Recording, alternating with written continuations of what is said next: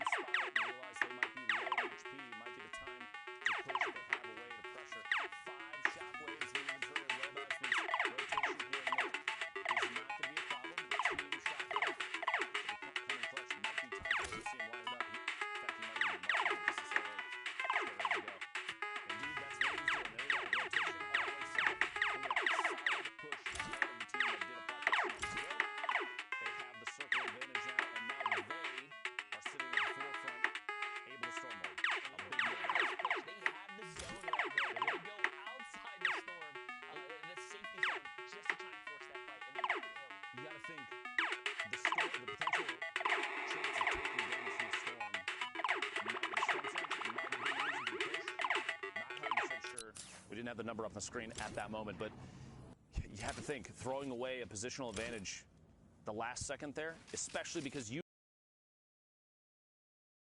know the storm timer, the circle timer is on your screen, so they know that at some point, if they're going to push, they need to make it quick or they just need to wait.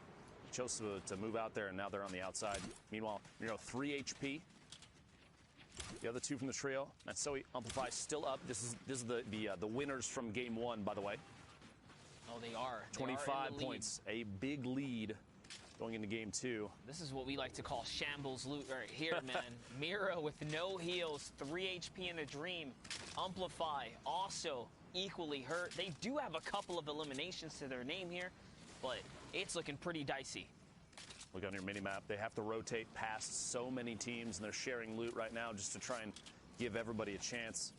I almost would say maybe Miro drop everything that he's got just in case, any chance to boost up the other two, because at this point, 3 HP is the best situation to be in here. That's how he's pushing forward.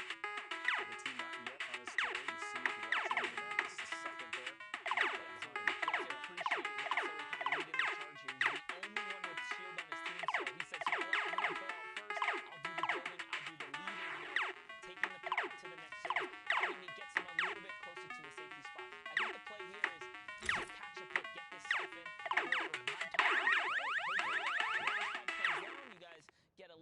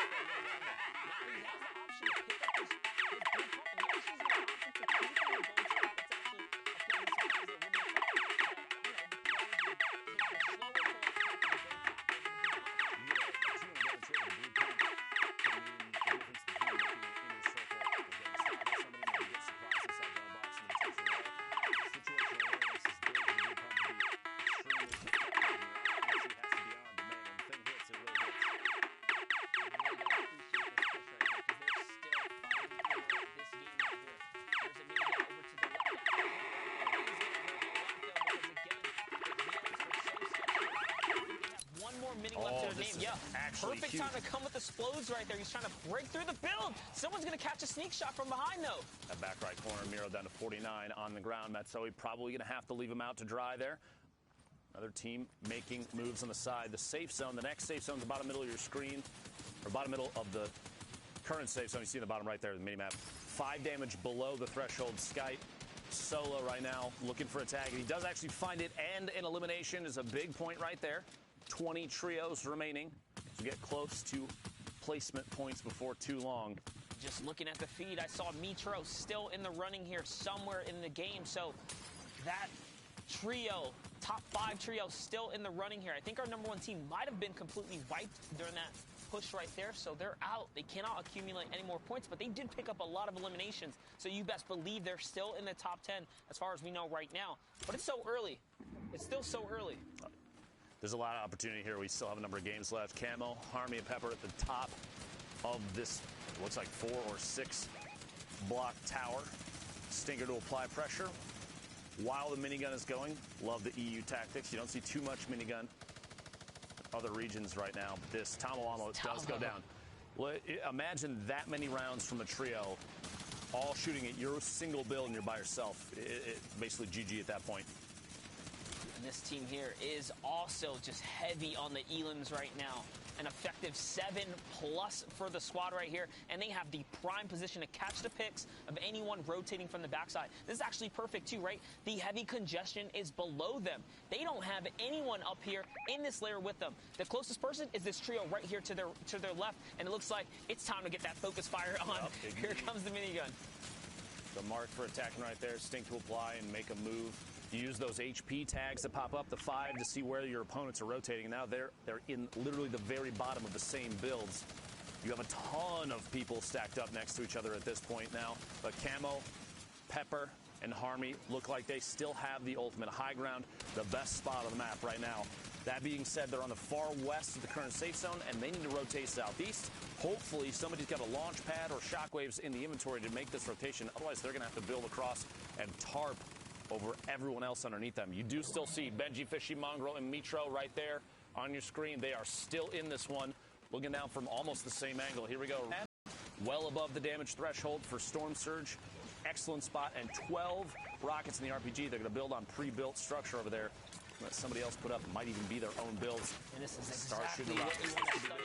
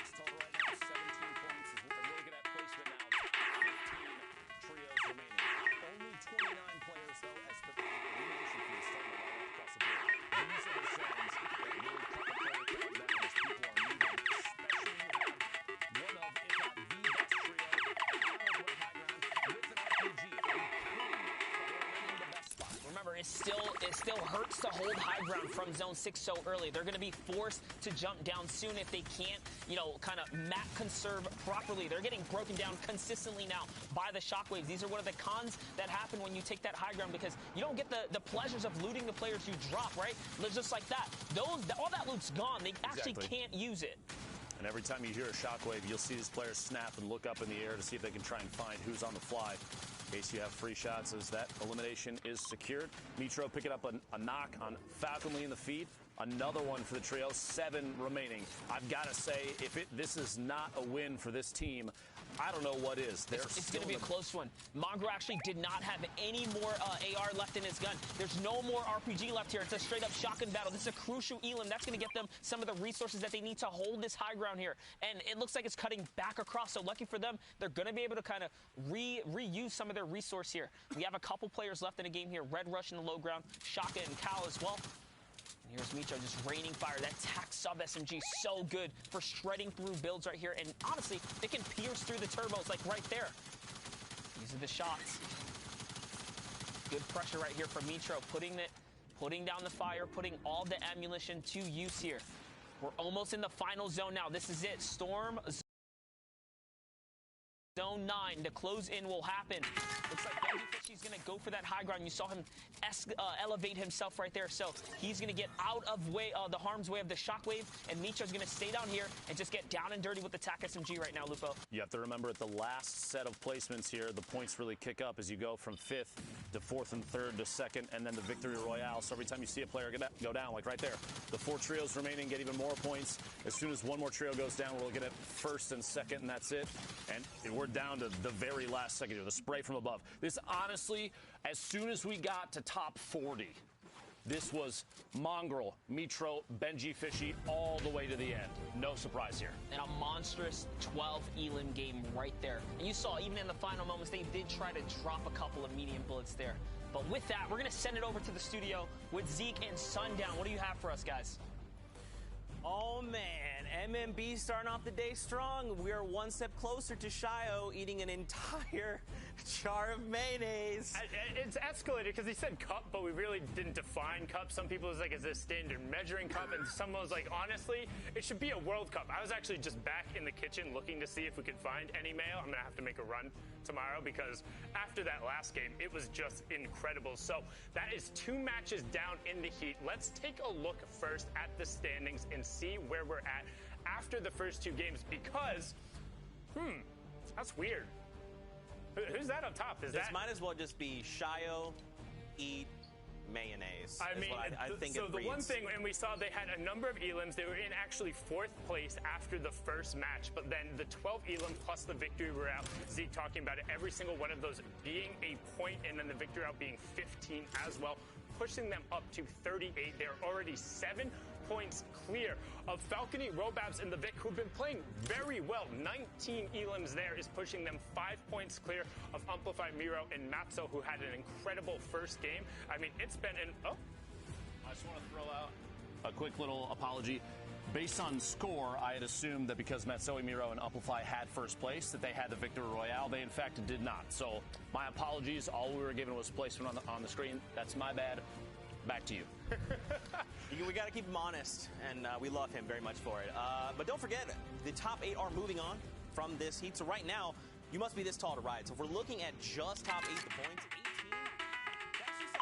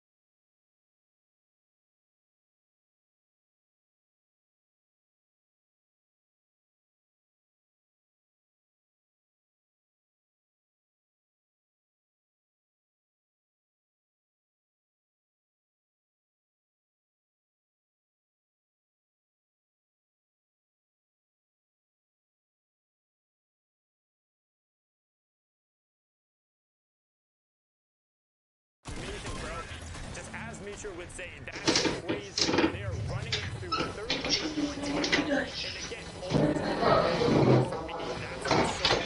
hello, my friend. So many RPGs, so many shockwaves. The way they're able to Okay, yes. I'm okay. They were never threatened. Count the number of times in this clip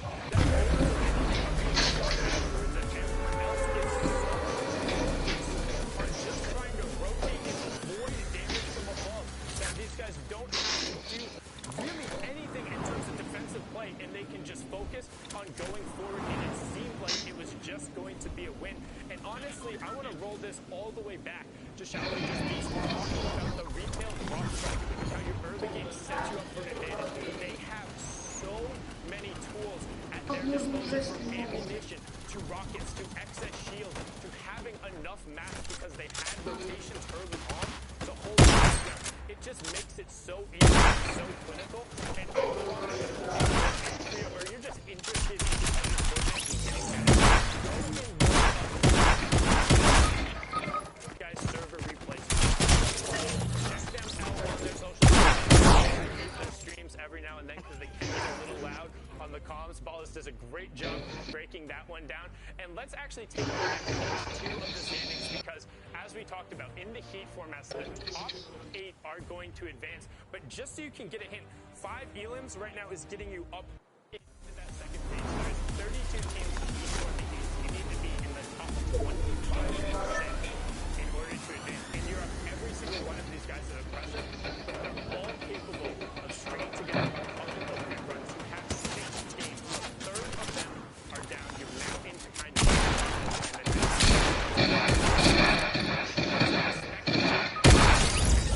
early on. Because people don't want to get dropped out. You don't want it to be a third game and then fall out and realize, oh, with that much more, now we really need to be pressing forward.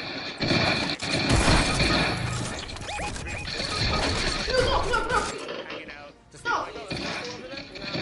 No. So not like me, who does not get to play. Got it. Yeah, we'll see how things go because again, like Sanam said, you have to be top 8. So for a lot of these teams, I think what we're going to see even some teams that are even on, say, page 3, they want to try and make top 8. So they might just say, look, we're going to contest MMB and retail. Let's just go for it. We have 6 games. Let's try once. If it doesn't work out, we'll change up the plan. I know, that's a tall order. I don't know. The reason why you see the most dominant teams kind of stand their ground is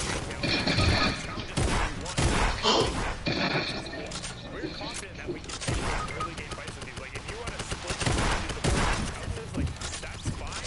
Defense will end up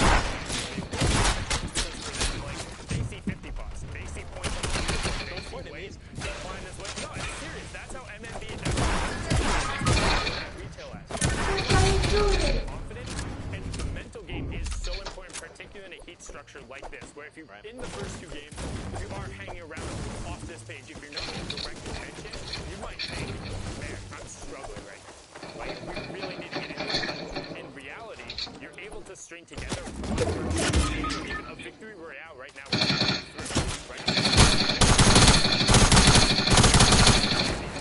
You must kill.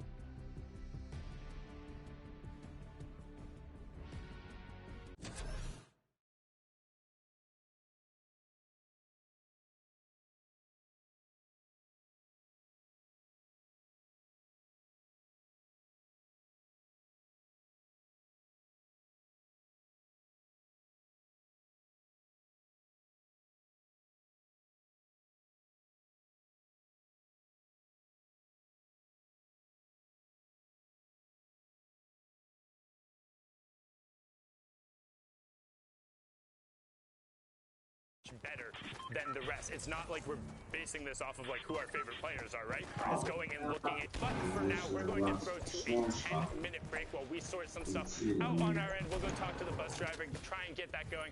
You guys take your bio breaks, whatever you need. We'll be right back.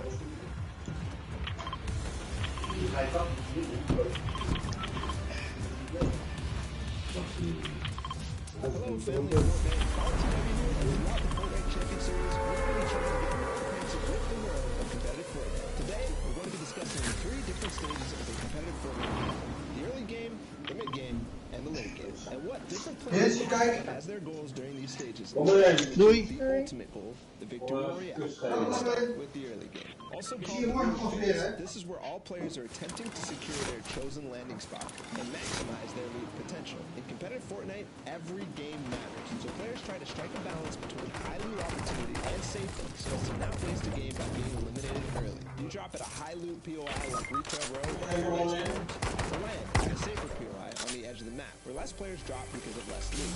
Regardless, the goal is common, but you take a passive approach by looting safely on the side of the map, or a aggressive approach by finding loot for you and finding early elimination. Now that we know what the loot is, what should we be looking out for during the stage? First things first, the first realization players make when landing is whether you're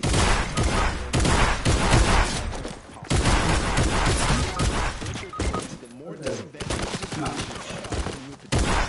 they have to make less loot. That's just the beginning, as even though it starts it quickly slows down as the rotations begin towards first and loot path, which optimizes their possibility for finding the crucial mobility and weapon upgrades. Thanks to the new battle map feature in the replay mode, we can study these loot paths and rotations quite easily these days. So go check that out in any replay from the Fortnite Champions series by going into the P-Tag and finding the replay. It will vary from game to game, but generally, we move into the mid-game around the middle to end of second zone. The mid-game is a calm before the storm. The storm circle gets too small where it forces the engagements. Most players' goals aren't positional, but in some cases, depending on how the early game went, you again have to strike a balance, this time between looting and farming, or going for the best position. Looting could include playing extremely aggressive to earn yourself other players' loot. In trios, it's much harder to play that aggressive playstyle, since fights take longer and cost more. You want to be efficient with any rotations or fights you have to take. You don't want to spend your precious mobility, valuable resources, or health. This is why you'll see a lot of the top players look directly for center zone in the mid-game. When you're in the center zone, you end up giving yourself the most chance of being in the next storm circle when it gets revealed. You'll then have to go less distance and thus spend less material. Finally, the end game. The most exciting, hectic, thrilling, and difficult part of competitive Fortnite. Experiencing an endgame can be confusing and hard to process, but it will also be one of the most rewarding and fun times to play and watch. This is when you take all the time in the early game and the mid-game and use them to push yourself to a victory royale, and also find as many eliminations as possible. In the Fortnite Champion Series, eliminations just like it did in the World Cup. From 6th Zone onwards, where the calm from the mid-game explodes into a cacophony of tunneling, mobility use, and shots being fired, you'll see teams go for the ever so advantageous high ground, where they can tunnel very cheaply and have the most opportunity on the rest of the circuit for elimination, as they have the top-down view. You'll also see teams call out the need to find a good layer, which is away from other players, both above, below, and horizontally from them. You'll see teams desperate for the extra materials to last them through to the full zone closure, going for impact eliminations where they can top off the resources and power weaponry of their fallen opponents. So, whether you're watching or you're joining us on the field, take stock in the stage of the game. The early game, when you're trying to get the best possible loot while it's still available. The mid-game, where you're balancing positioning and maintaining what you want in the early game. And finally, the end game. You spend all the energy to set yourself up to earn the victory royale. Use this to form your game plan in order to earn as many series points weekend after weekend. And maybe next time, we'll be watching and highlighting your top plays. This was BallahTW, and I'll see you in game.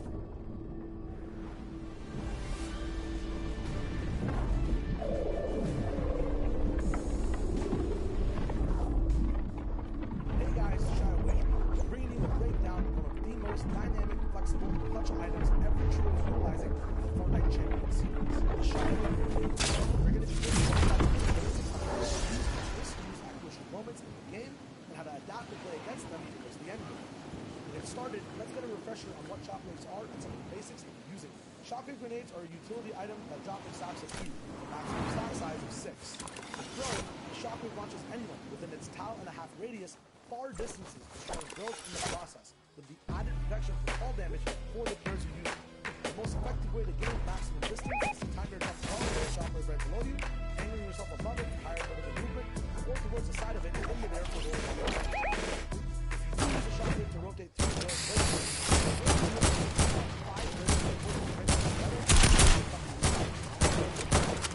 not by any opposing player's builds at all, you can reach upwards of 7 tiles and giving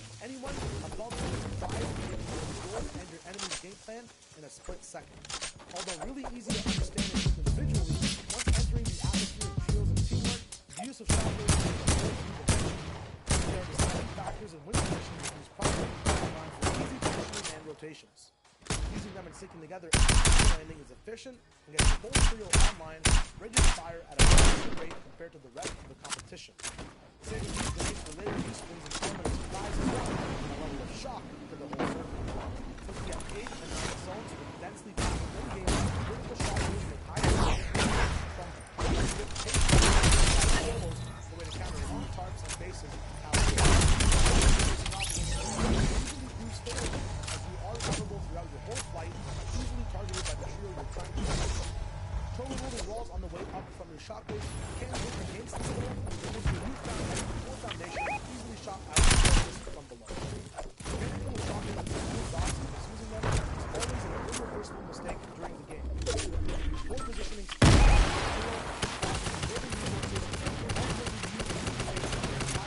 shield pool if used at the absolute incorrect moment. To counteract the chaos from shockwaves, new and clean strategies are put in place to avoid mishaps in certain situations. Of course, point I 10 and number 3 players overall. However, new positioning and shockwaves might keep your trio and teammates closer together,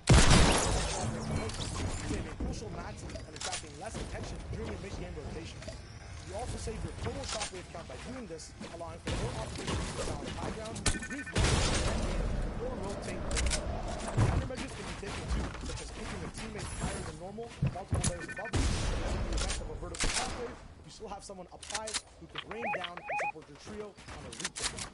Keeping your own shockwaves handy is a way to counter anyone taking height off of you as well. But if both trios play mind games and the circle gets smaller, smaller, and smaller,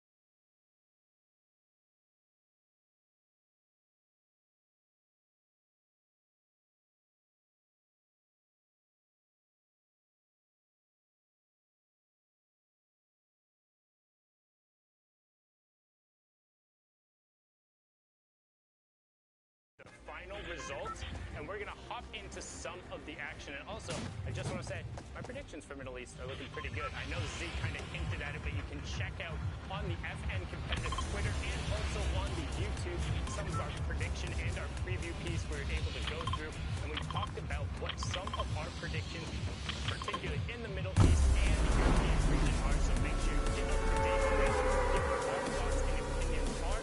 But we're going to be hopping into Heat 2 Match 1 of the Middle East region in just a second here. And honestly, I'm excited. It's going to be the first time seeing Middle East in outside of an open tournament format and seeing the top teams really go at it.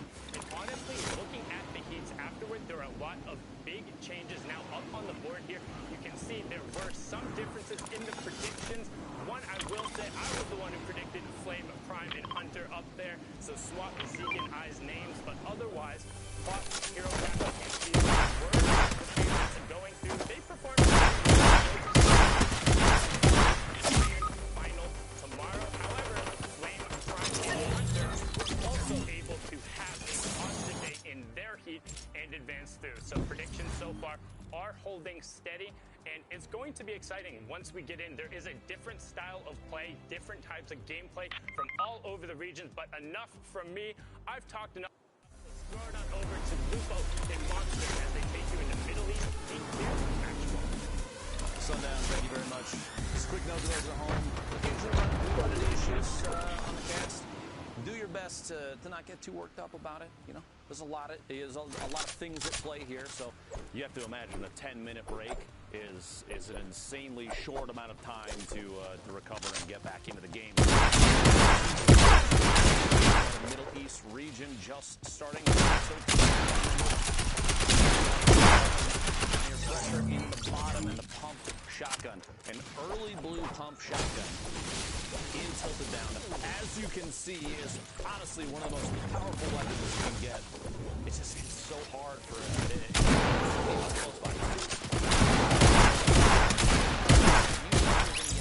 You know, you're leaving a blue pump, you're leaving a shockwave, you're guaranteed heals. Like, guaranteed minimal. Exactly. Not only that, you're probably going to get yourself some launch pads as well. So this is the place to be, especially if you want to guarantee your loadout.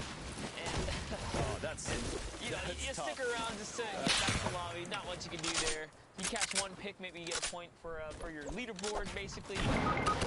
Even then, you have to hope it's like a solo, otherwise, they're just going to get picked back up almost immediately. A tough spot to be in. But yeah, you're saying early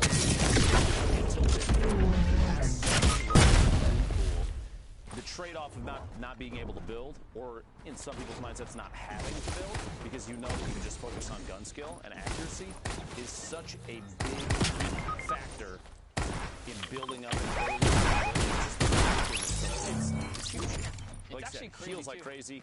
Everybody's going to come out stacked with a good set of materials, in fact, just because you can pick up all that stuff out of the chest and off of every elimination. If you do get challenged here, it's arguably one of the better spots to drop right now. Yeah, I was just going to say, imagine a game where one of these guys bring that double barrel out of Tilted Town, because there are some rules in play where the double barrel shotgun only spawns in Tilted Town.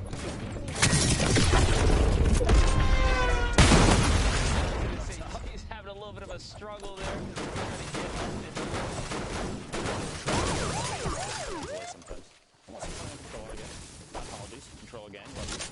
Control again is the best one we've seen so far. You guys can go 360 on the. Clearly, you don't watch my stream, Monster. I appreciate it, though. Yeah. Alright, now we're looking at Happy Hamlet here.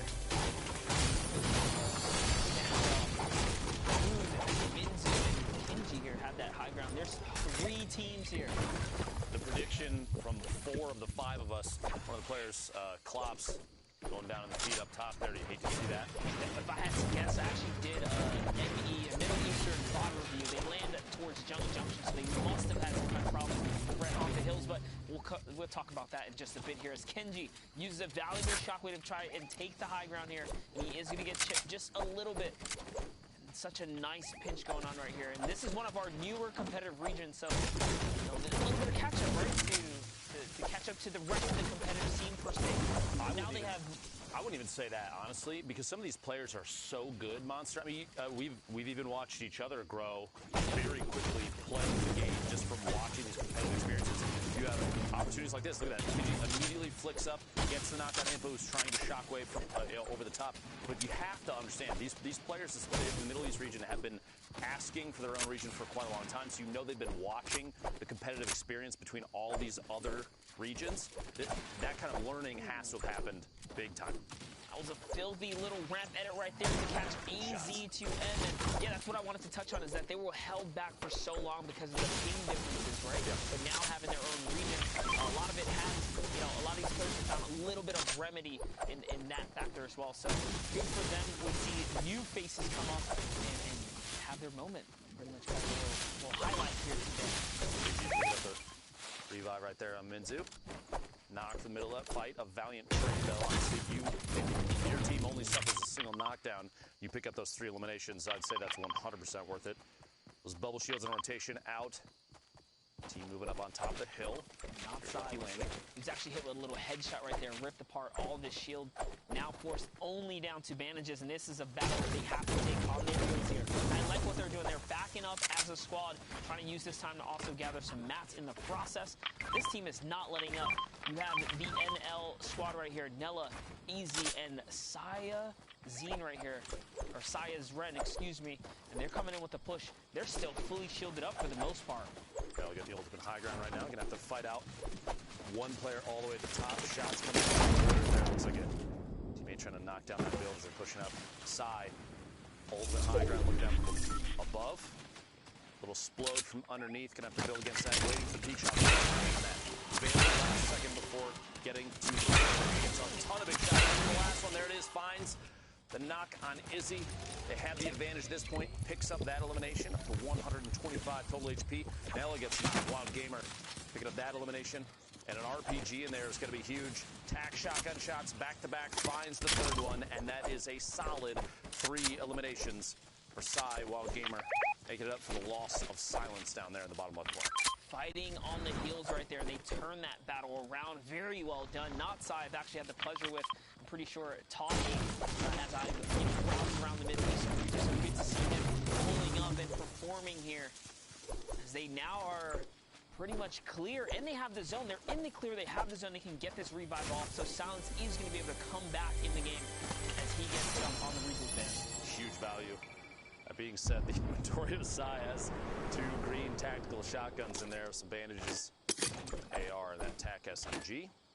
Lucky landing, looking like it is calm at this point. A lot of builds, but no competition left down here as this trio is going to be able to pick back up as we finish looting up down here, farm any materials they can get out of it. They're in the safe zone. The circle still has 38 seconds before it closes, so they're not feeling too much pressure in any way right now. We'll have to see where the next circle goes.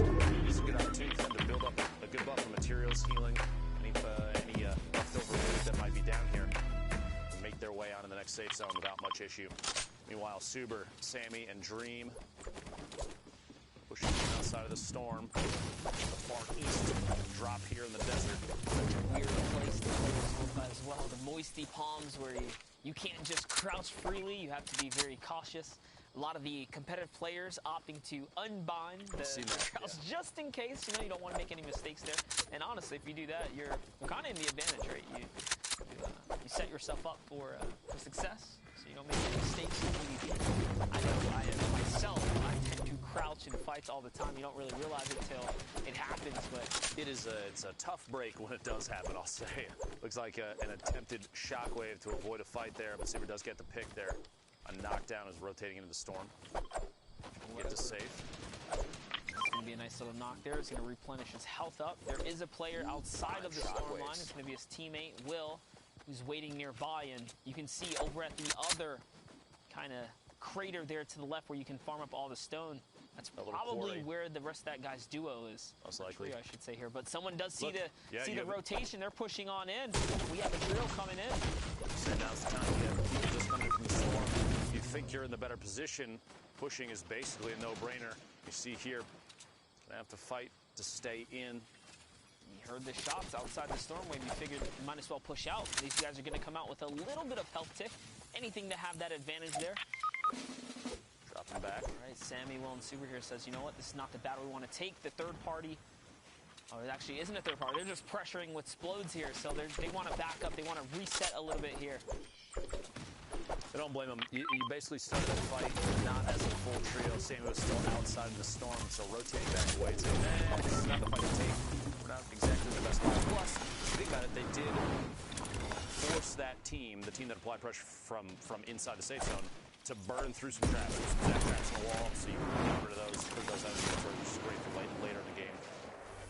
Ultimately, kind of a win-win. Set eliminations here.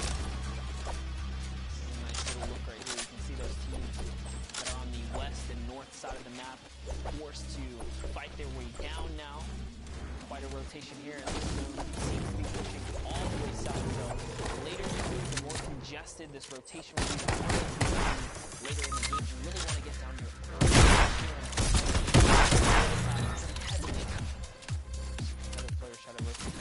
I'm looking for Nazir to hit a snipe shot here. He keeps pulling that heavy sniper out and taking a look. Hasn't gone for it yet. I would say position-wise, not the best call. You draw a lot of attention to yourself as you are further outside towards the edge of what's safe. So people are probably going to look back and try to swing it. Could you imagine Nazir hitting just crazy snipe right there in the rotation in? They suddenly have advantage of trio versus only 2 left up. They could push through, pick up 3 elims, all the materials, and make their way in the safe zone. And this is actually very interesting right here. FHD actually opened this battle up with the heavy snipe. They catch the knock, but they don't even collapse to kind of seal the deal. They say, you know what, instead, we're going to focus more on the zone here. They're going to get ahead. So they use that little bit of distraction, downtime, and chaos to get ahead of the zone here. It's probably still going to convert if they can get to the zone first and then start the battle back first. Depends on how fast the storm is moving on this edge. They are closer to the short side, so it's moving slower. But yeah, you have a chance maybe for a pickup there, but I think, like you're saying, in that moment they say, yeah, we have the knock, we could push for a placement at this point. There's still, you're looking at 26 trios remaining. You don't get the placement points to the top of 15. And even then, it's only 3. So right now, pushing into the storm, getting to safe, very, very important. You want to try and make that top 15 as early as possible. You get to a safe spot so you can sit and wait. So a little bit of a storm surge warning there as for Zone 3. You have to be cautious when there's over 70 players to the Zone 3 ratio. Storm surge it's only 1 trio probably effective right now. This trio here is completely safe, uneven 5 yards. But anything can happen. You get pushed by the wrong ones. At this point, only 1 player can sit down too. That might actually. And here it is. What a snipe! FHD looking back to the east over there. A quick little flick, a 157 body shot. They're going to try and apply pressure. Teammate up top. Secure, maybe get a chance to revive Stinks. They actually use a lot of resources trying to keep that player safe from the jump back.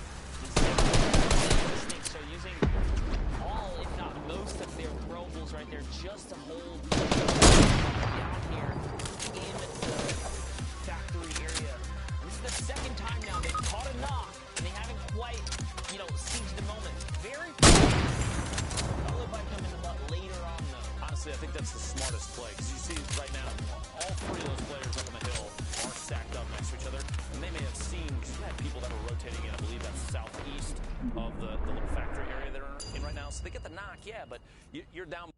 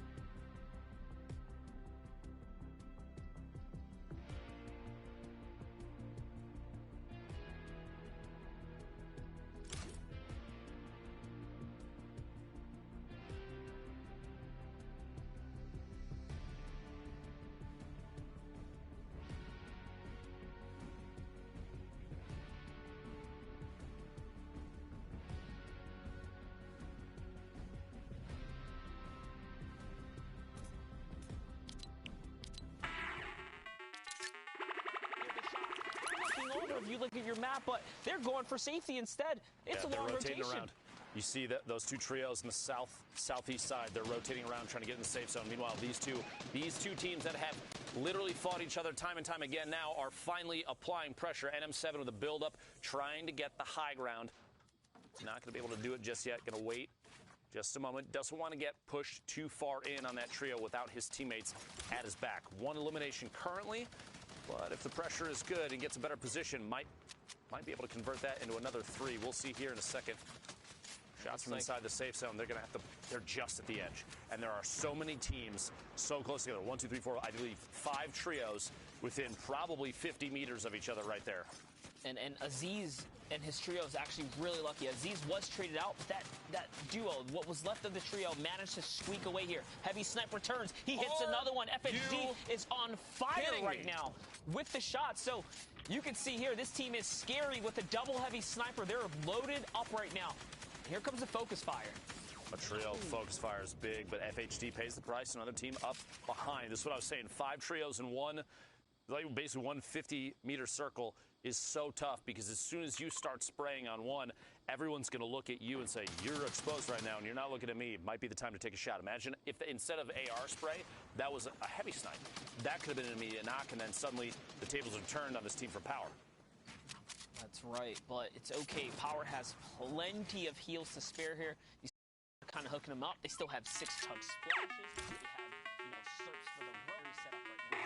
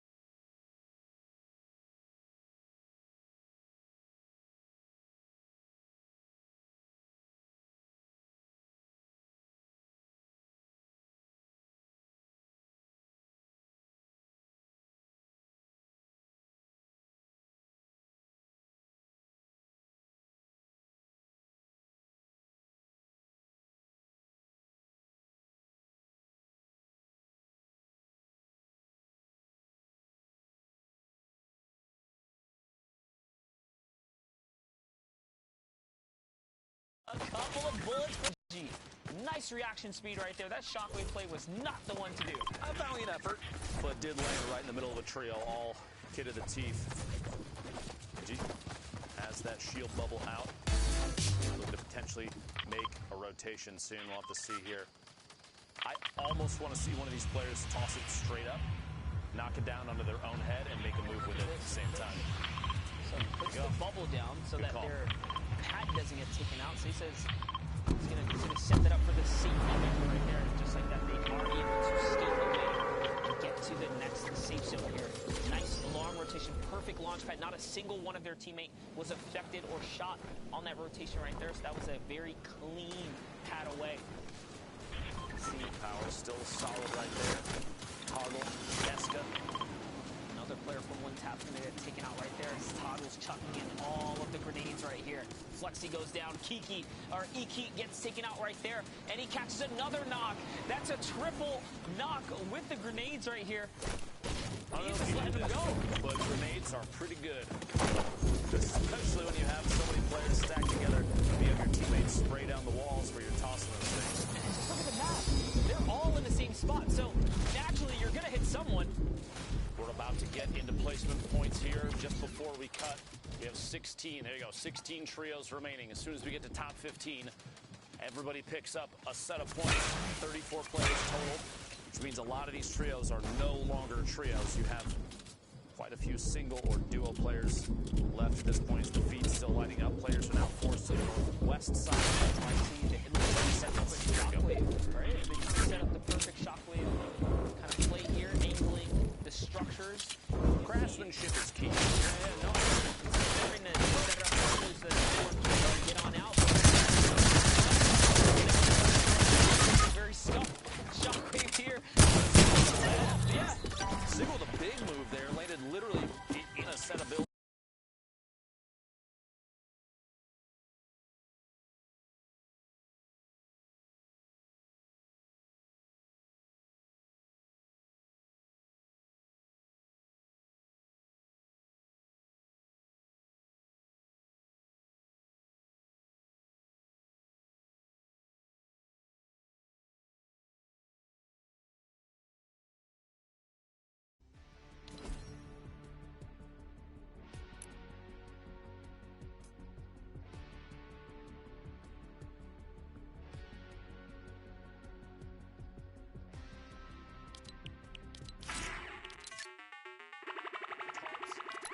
Pads towards the next safe zone. And now we're looking at the end game, zone 7 here. You have your teams already situated up in the high ground. Shockwaves are already flying all around you here. Power, NM7, we're jumping back in. We saw land some ridiculous snipes earlier today. He does still have that heavy sniper. Someone is going to sneak up behind them, but they have a nice little pinch right there. Great white shot right there. Doc Lupo, he catches Anatomy with a quick cleanup and quick reaction speed right there. It's actually 2 that fall down to them. And they're still a full trio. Big hit. Quick little splash. Put another 20 across the board. All 3 teammates sharing that heal. Great Excellent job. call. These Great rotations job. in. Trying to get these quick edits and try and tarp while your teammates are still with you. Got a match. And healing. That's big. Yeah, no mats left. NM7 is empty now. They're going to have to trade off who's doing what on the team. Still making moves, though. Bubble shield there. Plus, the zone is right at their back. Player dropping in, same floor behind, rotating out in the storm, trying to stay safe, but can't quite find it. Back into the safe zone here as NM7's looking back. This is a great opportunity. If he had held that for maybe 2 or 3 more seconds, he might have had another shot on the player that did get the knockdown underneath. Big movement into the safe zone is key here, but he's only sitting on 3 builds. Got 3 metal builds remaining, 9 points, and there's 6 trios left to trap behind, just in case somebody tries to drop down in, but does get broken. Player underneath. It is basically chaos at this point. And then Sayer is the absolute slayer so far. Oh, but he is going to get chipped down right there as Minzu takes him out. We've been following Minzu, Yonks, and FHD for all these players for so long now. This is looking like the toe-to-toe right here. Minzu on YouTube. Boxfighter, Moon, and Kinji all have the high ground right here. They have stinkers. They have splodes. They're set up for success right now. Here comes a quick edit. Minzu's trying to get this peek right here. Is he going to be able to connect? No, the shockwave pushes him out. In comes the firing. He doesn't have time to push all the way through. It's going down. Somehow, they close out by staying alive just long enough. The shots, the trades, FHD and Yonks were holding it down, actually trading the shots. The shockwave was perfect. Minzu's trio went from the only full team left to both players knocked and Minzu in the storm because of a single shockwave so fast. I think nobody on that team saw that coming. Absolutely ridiculous. Last couple seconds there. Now, just to take a look back and really give us some details. We got Shy Wager out in the studio. What do you got, Shy? Heck yeah, these guys had the power, they brought the force and cleaned out the game even at the worst circumstance possible. Even throughout the game, we saw double heavy snipes. We saw so many cool utilizing mechanics being used across internationally, which is huge because, you know, Lupo and Monster had a conversation. Are these guys caught up?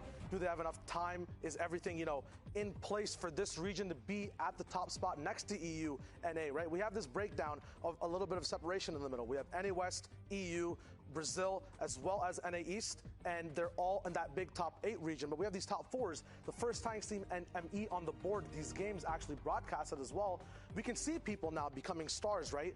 We could have the next insane, calmer, clutch individual mongrel, but, you know, international across the season, a different time zone, playing his own type of metagame, his own type of strats being dropped down from height, going upwards, downwards, everywhere around the entire server. So it's really cool seeing how a new region develops and exactly where they actually place themselves in the timeline of exactly how their skills are, how their build fighting metagame is, what they try to do on height afterwards. A pattern we saw in the first EU games where, hey, if MMB have height, everyone below them, no shields at all. Every tag, it's a headshot from a Scar. It's an easy 72 white damage tag that usually gets them that elim at the end. Middle East, same way. We're going to break it down in just a second, but there's an entire type of shifted metagame where it's kind of those early Season 3, Season 4 tendencies combined with the knowledge you have at the end types of, Season 8, Season 9 end games where, you're rotating, you're tarping, you're saving your items. At the same time, early game, you're using them immediately. No thought whatsoever. You have everything on your board. You have your inventory. You know exactly what your teammates have. The comms are nice. Everything's on the plate, ready to go, ready to get feasted on. So Middle East right now for me is just is really nice. We're going to be going into a clip actually of an early game, I believe, Happy Hamlet game. We're going to dive in with Kinzel, I believe. We'll see how he plays out. Actually, no, this is a power clip. There we go. Kinji up in Happy Hamlet. It's going to be really dope to see him actually clutch out for his team on height. We talk about the metagame, right? When Shockwaves first got introduced, it was a straight pump or combat shot upwards. It took people time to get used to that AR spray. He has it in his inventory already. These guys are caught up. They know. Ramp edits, practicing creative, right? Very ingenuitive. A lot of ingenuity there, as well as wall replacing for protection. It's not raw gameplay, it's actually curated practice, and they're brand new to the actual international scene, which is amazing. Baiting your teammates out for HP, going for finishes. Even support players like Moon know exactly what to do. Now, that won that previous game, Power FHD, knowing how to use and take angles properly, has traps in front of him, doesn't matter, knows to stay for those right hand peeks, knows when to engage, low HP, still does not matter. No pressure taken because these guys have practiced. This is not their first rundown, but it is their first showdown of exactly what they can do, right? No Mats here, has the elims, low health, still knows exactly when to look up, what to loot, when to use your utility, and when to support your teammate and still have a presence in the game, which is once again something players learned a lot later. So these guys are caught up with the meta game. They do know how to finish off. They know their exact win conditions as well and when to drop them through. Amazing gameplay. We're going to now tune in and see what else they can do on the Middle East. I'm going to be piking it up with my man Zeke coming in. We're both going to hit that cast. We're going to see exactly how these guys go down. We'll relive that breakdown actually together live. Zeke, what did you think about their presence compared to the rest of the international regions? Man, I think we still have quite a bit more to see from this region. I think you did an amazing breakdown there. I think the ceiling for ME is still very high. We haven't quite seen what they're fully capable of, but I think over the weekend, we'll definitely see it. I'm also excited that we get to finally hang out, Shyawager and Zeke. Sheik, we have come together. That was great, actually. That is a true thing of the game. But anyway, the games are ready. Let's hop right in, Fortnite fam. We're jumping out the battle bus. We're going to begin this game. I can't wait to see what happens here in this game. Because remember, these happened over this morning. Earlier on, while everyone wants to sleep, including myself, I slept like a baby. It's kind of, not entirely true. But anyway, we're getting into it. We can see now where people are trying to land early. So, I mean, you've got the Pleasant there. You've got a team of Junk.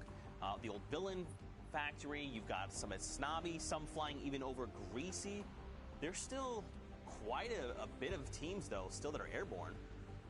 Yeah, so one thing you mentioned earlier, Zeke, was the whole idea of these games happened this morning, right? For me, chewing gum, you leave it on the table untouched, still good to eat later in the day. There's so much flavor in these games we have yet to see. No, seriously, man. Like, once again, we're tuning with Power. Hey, look at this pattern, right?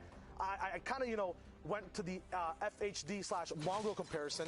These guys are in retail. Mongrel's in retail. We had Monster, Lupo, saying these guys have been waiting for a long time, right? There's so many VODs they've been watching. They have the knowledge, man. They have the power.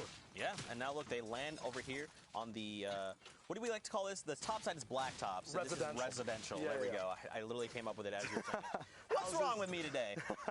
But they are on the residential side, which is good. I personally, and this just might be like my thinking, but I feel like the loot's a little better on residential side than blacktops. Would you agree? Or do you think it's the other way around? I think that there's more, there's sparser loot on the blacktop side. We're looking at Tilted right now, but I'm gonna keep talking about what we saw in retail. There is sparser loot on the blacktop side, but like residential does have, I think, more drop spots on the floor loot. But you know, we got those bendings on blacktops, and you have more of a horizontal advantage on everyone you see. Yeah. So it's a lot easier to kind of, you know, pick a game plan on blacktops. Residential, you kind of have to all in all the time. Yeah. Because if you do get engaged on, like once again, you're all in, right? We see it in OCE, X2 Twins. They always end up having a fight, some type of highlight. It's really cool. Right now, though, you know, Lupa and Monster went over Tilted Town, the advantages, disadvantages of building and not building. What are your, how do you think player opinion has been of Tilted Town from the beginning to the end of how people treat the job? I think originally people were maybe a little taken off guard by the fact that you could not build until the town. It was like, wait, but the whole thing is that you have to build and whatnot. And it's like, well, yeah, that's still a very big aspect of the game.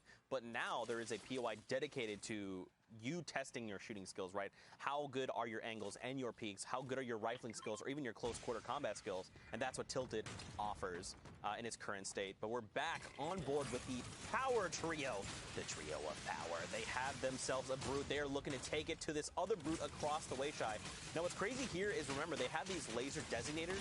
So the other Brute's fully aware. They're like, hey, there's another one. They're moving toward us. We need to try and take this down. But Power's on 18 effective HP. And it's just not enough. It's so easy to be focused down in the Brute right now. So unfortunately, FHE is going to go down. And I don't think there's anything else the other duo can do about this, right? They just kind of have to let him go down and regroup and assess the situation. NM7 does have the sniper, so if he can get a cheeky shot off, he can down someone immediately. But like, look, the other Brute spawned like, no, friend, we're going to hunt you down. Don't worry, don't get too far. No, absolutely. Like, Brute combat is one thing that also has its own metagame, and like these guys know too, right? Focus the driver 100%. Usually the people you put into the Brute early game are those who don't have the same amount of loot. We're looking at a pump TAC SMG gold sniper on NM7. But FHD, all you have are zapper traps, a bunch of gray items, very easily focusable. And right now, you know, their enemy team is big and hard focused. I'm pretty sure it's the ASMR guys, Spy and Wagner. These guys are just coming in with a big Brute of their own, forcing through straight up, gaining all the loot as well. One big thing about having a Brute in retail, it's like butter on toast. Perfect combination, even jam on toast, anything but mayo. You get these loot spawners so much faster with the stomp mechanic as well as the rockets. Granted that they were nerfed at one point, you still have so much damage to instantly just get these launches over and over again. The biggest downside to retail being you spend so much time in there, right? You negate that, you have the perfect setup entirely in the whole game. Yeah, and then you can kind of take that Brute into later game and use that to kind of mess with other trios out there. I like this too. The ASMR trio, ASMR, they're quiet. They are in the Brute right now. They are destroying day spawner. Shy, what is the loot pool looking like if you sat there and retail and destroyed all of the loot spawners? I personally think that a lot of launch pads, a lot of campfires, and a lot of ARs everywhere for you, including pumps. I like that very much. But now we are across the way because look at this, Minzu and Kinji. This trio, we saw an absurd amount of snipes last game. Now, many of them they couldn't follow up on just based on where they were, but look at this. He drops down and he gets counter dropped. That is a zapper. He's got to be careful. It's okay. All right. I thought that wasn't Moon. I saw a second shot from the right, and I was like, if that is this enemy trio, like, Minzu's going to be eliminated. There's nothing they can do, but it's okay. Moon was there. He had the assist, and look at the loadout. It's just shining array of colors. Yeah, Happy Hamlet, I broke it down in one of the job shop breakdowns. Vendings galore, so many chests, right? You eliminate as much of the loot pool as possible to what you need to keep looting over and over again. You know, loot drops, chest spawns, every vending that's available to you as well. You get to pick and choose what you want. You use it in the fight as well really fast if there's just one other team contesting you.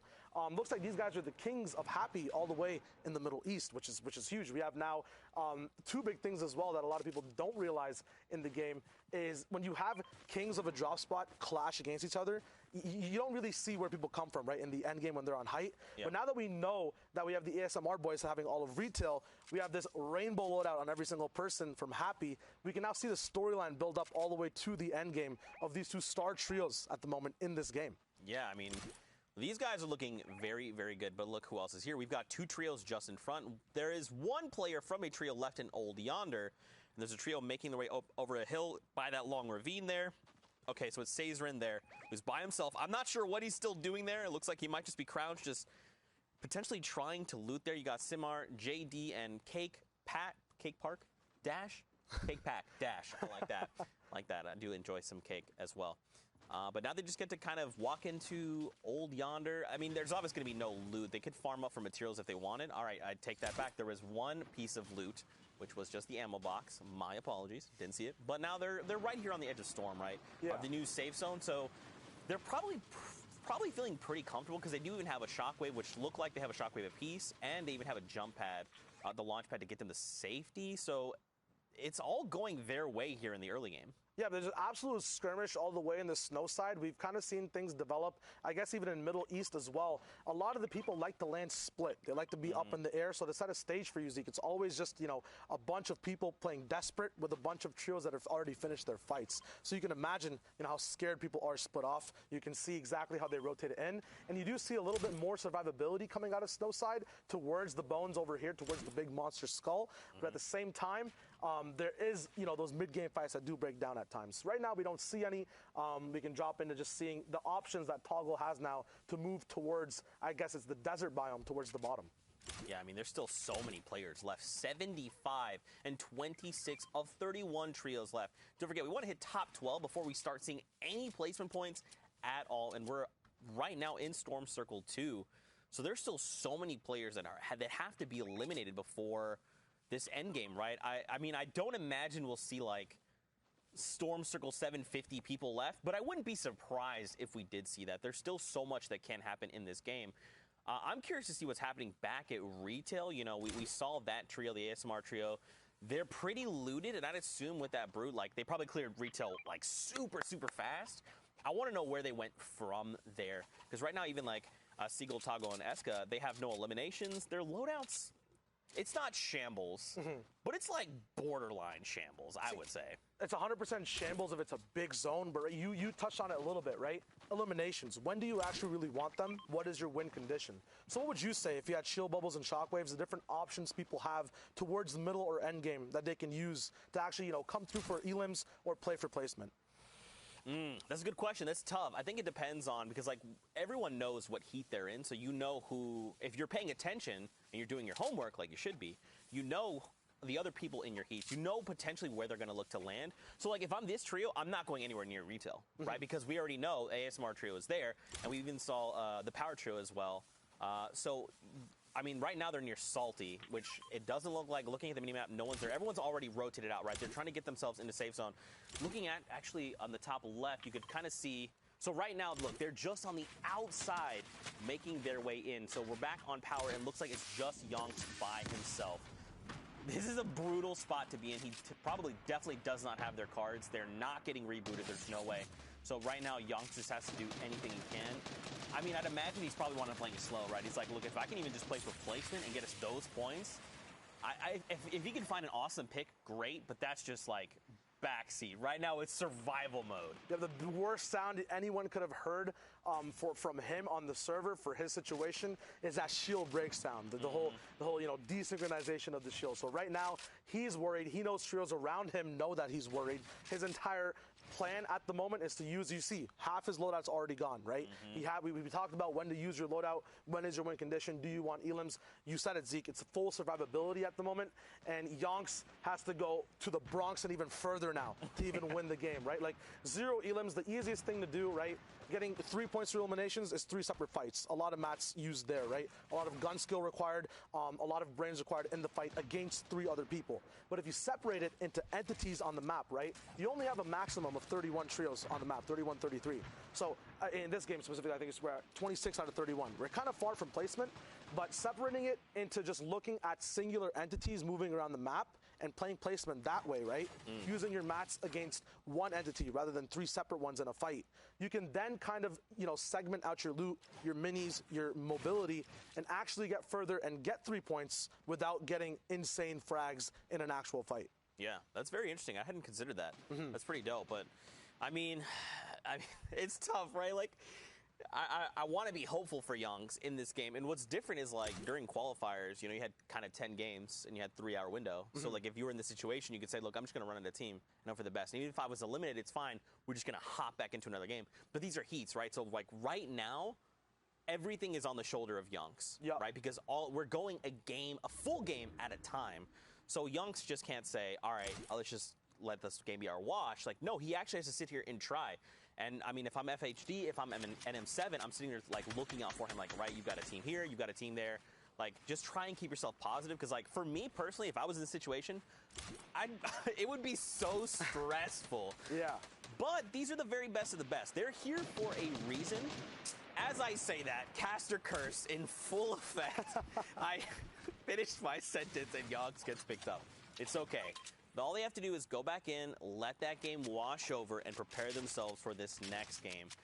Well, for them, these games already wrapped up overnight, so hopefully for the next game, he steeled himself, you know, at least hopefully. Yeah, you touched on it a little bit. This is really, it's going to be a weird analogy, so I segue, but bear with me here, right? You said the game was on Youngs' shoulders, right? In cartoons, you usually have like an angel or a devil on your shoulders, right? Okay. To break it down for people trying to clutch up in that situation, replace the angel and devil with your win conditions, right? Am I looking for free elims rotating? Am I looking to play safe? And every time you see one of your shoulders kind of ding, that's what you have to play for. You have to suppress all the other easy stuff you see. Maybe there's a free heavy snipe you can take, right? At the same time, that exposes you, right? Your whole full shoulder is not lit up there. You got to play at the side of the angel. So if you're trying to learn how to get in the clutch situations, trying to learn exactly how to rotate in the game, what is right, what is wrong, segment it out, wait for the proper shoulder to light up, and that's an easy way, right? Right there, Youngs, the mistake he made, he kind of chose the devil shoulder. He saw free tags for rotation. He knows he needs elims because he has 0, but in doing that, he brought the full force of an entire trio out, right? He talked about entities. He turned a full 1 entity he could just block with mats to 3 people to face 3 separate AR shots. He got erased from the server. Man, that's so dope. Yeah. See, Shy Wager dropping these knowledge bombs and making my inner child who loves Looney Tunes just so happy right now. I appreciate that, Shy. That was very nice. It's very well explained. Thank you, man. Thank you, thank you. Now we're looking at an entire different scenario. MSadig, I've actually seen this guy have some amazing highlights in-game and actually clutch it out in the Middle East server, sometimes topping the charts of our top plays of the week. Currently, he's going to be leading an actual trio. We're actually on Rampage's perspective right now, but these guys are absolutely raw when it comes to just taking those free aim duels, just engaging on fights and following up with stuff. Right now, I've never seen more stink tags from one stink on an entire trio. Eska goes down. We saw Eska last game as well as rotating earlier. Now, they're very set on loot, but once again, they know that win condition, right? Even if you're not solo, as a trio, what shoulder is dinging? I got a knock, okay, stink follows up, right? That's how you have that whole momentum process, you have it planned out. You just gotta look for the right pings to follow through. And if they had some kind of mobility, I would imagine they probably would have gone in and cleaned up this trio, right? Because they got so many tags, like you're saying. Once that stink came out, it was giving 2 damage numbers, and they were taking pretty much the entirety of that cloud. You know they're on low HP. So at least one of those guys is dropped really, really low. Unless they have something and they're burning resources like splashes, a slurp, even a med kit or bandages, like, you know they're burning through materials to try and get there. I'm glad that they were able to say, look, we're not going to follow up. We could either tarp all the way over there and we burn a bunch of materials. They hear us coming and they're ready to react.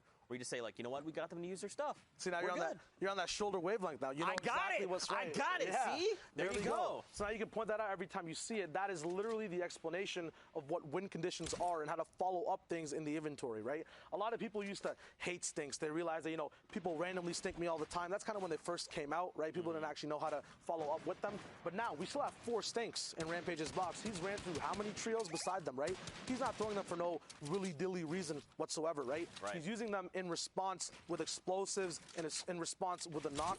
They're complementary items that aren't as griefy anymore, but actually strategically used to, you know, shake up an entire trio and not just have them box up the entire time when someone else actually has an advantage to push on them with.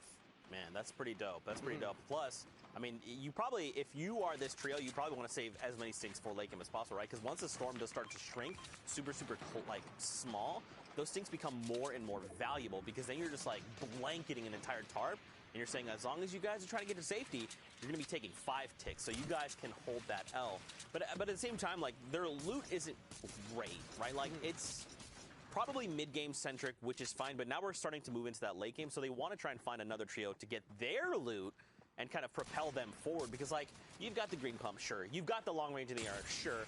Force splashes, awesome. But, like, those aren't power weapons. Those aren't a heavy snipe that you can just punch a hole in anyone's 1x1. That isn't nades or explodes that you could potentially use to pick up these eliminations. And look, the power duo right now by themselves, they're just chilling, and they have got the attention of Siddig, and Rampage. Yeah, not to be confused with the other power trio that we saw go down. There are multiple players and many different organizations that are playing across all the regions and in the same region as well. Yeah. These guys are still alive. Looks like they have one person. They might have a full trio actually. Yep, looks like Nighty's there with them as well. You actually touched on a very cool aspect I want to touch on as well. You talked about loadouts and endgame and the map, right? I'm really glad you brought that up because the later the game goes, the less space there is on the map, the more your loadout actually pumps out and matters, right? A green pump and blue pump difference is like huge in mid-game fights, but when that circle is small and you're running Storm, that's where even just having a gray AR for a follow-up matters. There's not that much separation between, just you want to have a spray weapon. So you got an amazing breakdown, kind of these win conditions get so much more diverse throughout the game as they keep going.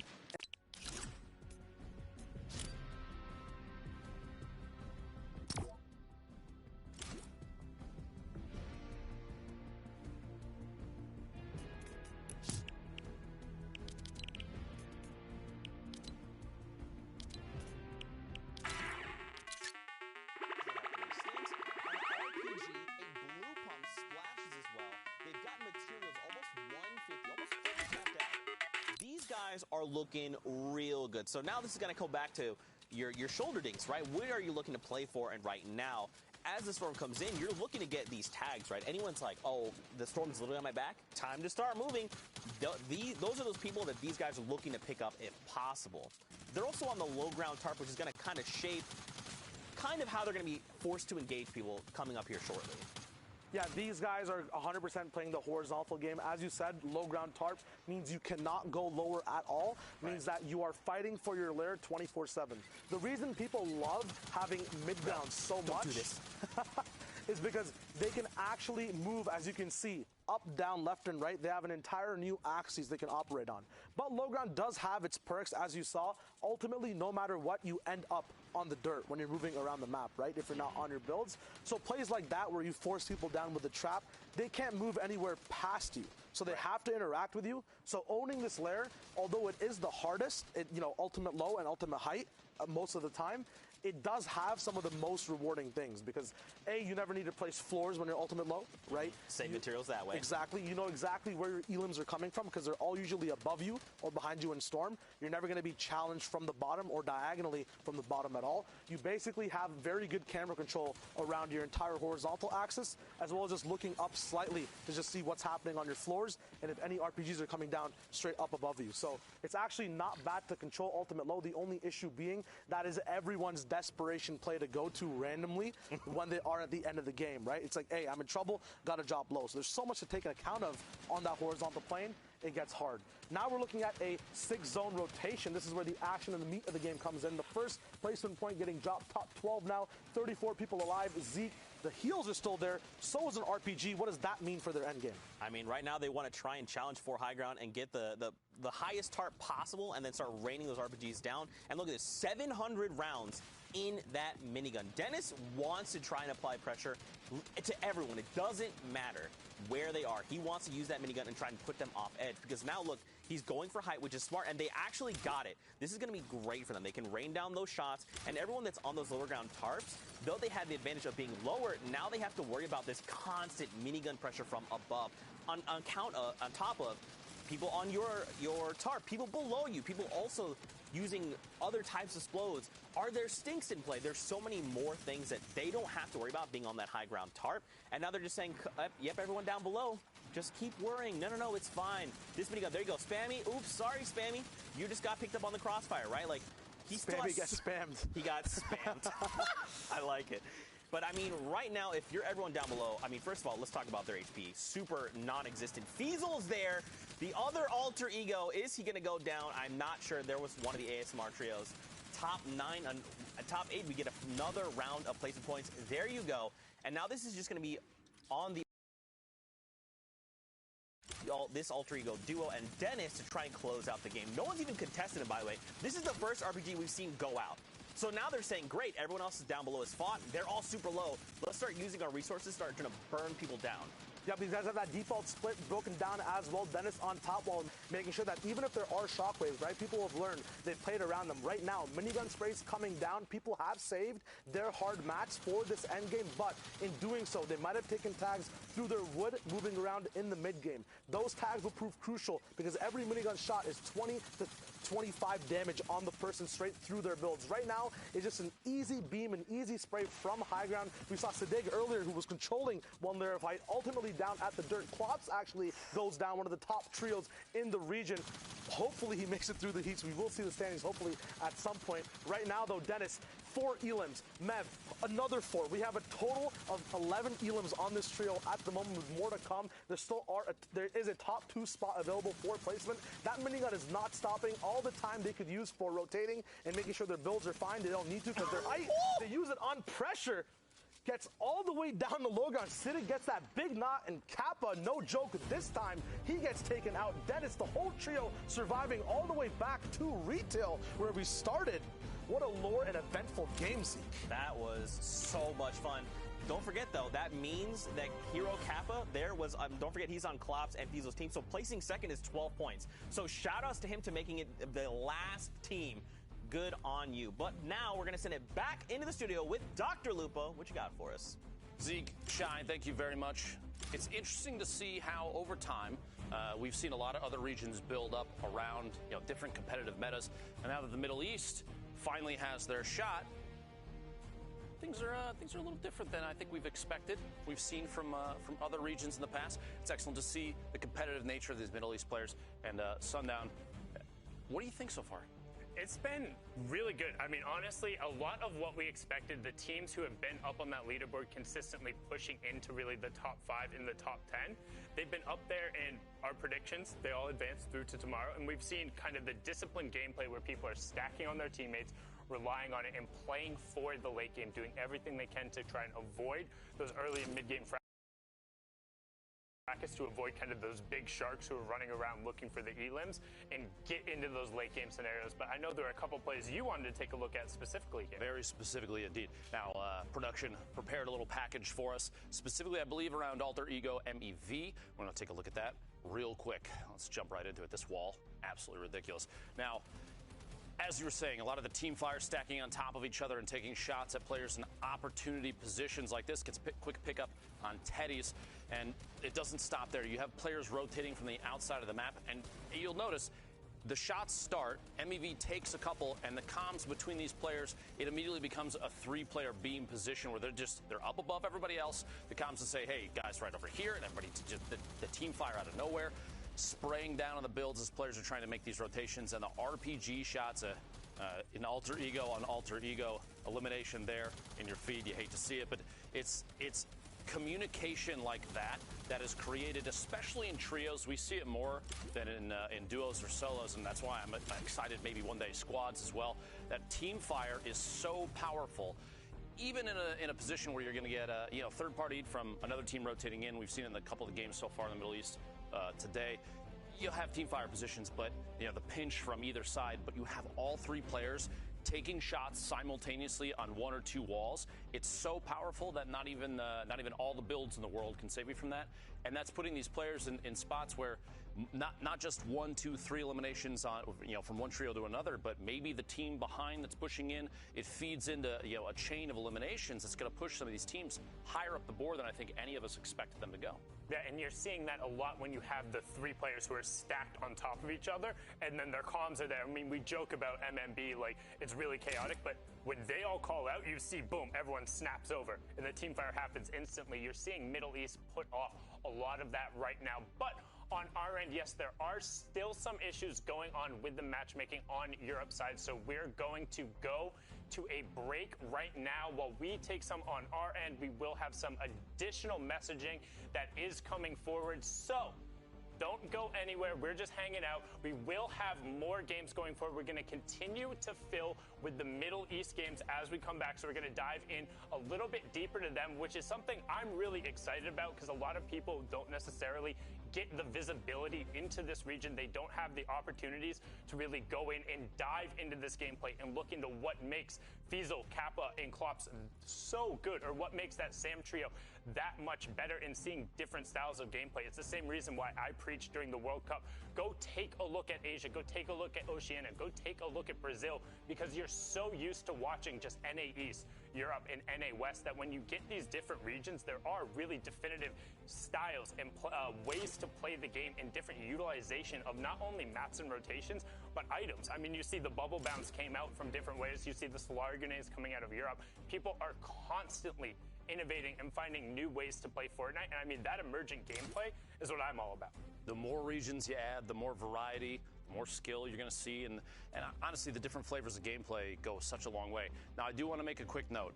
If you're out there watching, believe me when I say I understand that production delays, can be frustrating.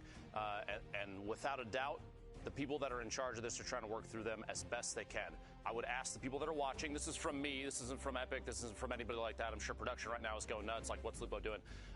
Do me a big favor, if you're out there watching right now, try as hard as you can to not be frustrated with delays like this. Things happen. It's a very complicated game, and there's a lot of systems at play here to get every single thing coordinated simultaneously. Let me tell you, it's not easy. There's a lot behind the scenes. So thank you very much for your understanding. And if there's any frustrations, don't direct them at Epic. Maybe direct them at your keyboard or something like that. So thank you. Definitely protect the keyboard, but I promise you, we are looking into it. We're trying to get it resolved as fast as possible. If you need to yell at anyone, you can yell at me. It's fine. I'm used to it. I said do it right there. Go ahead. You can send it all on my way, but I promise you, we'll get it resolved, and we'll always have the ability to go through and continue to watch some of these games, because again, it's always great to be able to take a look at the other regions. And I mean, I'm excited we're going to be able to see a lot of Brazil today, right? And I want to be able to watch that, and that's one region in particular. I don't know if people were going through and looking at how kind of the heats and stuff were set up. Brazil got bumped up. Brazil is on the exact same level as NA West. They have the full 4 heat structure, and there's been a lot of teams that qualified 8 players through each week. And the amount that Fortnite is taking off in Brazil, definitely want to give a shout out to that scene, because both Brazil, Argentina, all of the South American countries have really stepped up their gameplay, both in terms of involvement and the level of skill and how they're playing in the end games. If you go and check out some of the server replays that are going through there, they're able to put up just ridiculous gameplay and ridiculous numbers. And the fun thing is the level of aggression you see that's coming out of them. They're looking to take fights in the early and the mid game. They know if somebody is if they don't spot 3 people on top of each other, even if it might be a full trio, they're like, we can eliminate those 2 people. Or we can put some pressure on them to where if it does become a 3-on-3 fight, we know we'll be able to come out on top. I mean, that's why I like seeing King play that way, seeing Mastier, Drakons, and Blackouts. They're able to put out just such great gameplay. I mean, being able to look into that is fun. But at the same time, they don't necessarily have a definitive top team. So one of those guys could get upset if they don't go through. But now we're going to throw it on to a break. So you guys, whatever you need to do, go take a break. We'll be back in a little bit, but we'll also have some games rolling. So be here.